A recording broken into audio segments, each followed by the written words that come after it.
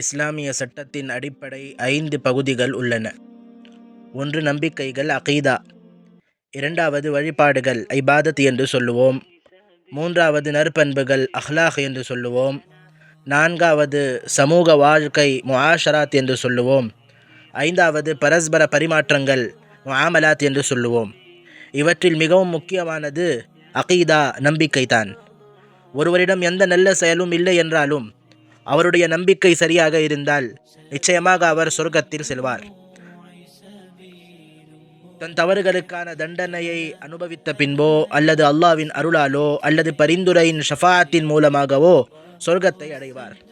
ஆனால் ஒருவரிடம் எந்த தவறும் இல்லாத நல்ல செயல்களே இருந்தாலும் அவருடைய நம்பிக்கை தவறாக இருந்தால், அகீதா தவறாக இருந்தால் அவர் சொர்க்கத்தின் வாசனை கூட அடைய மாட்டார்.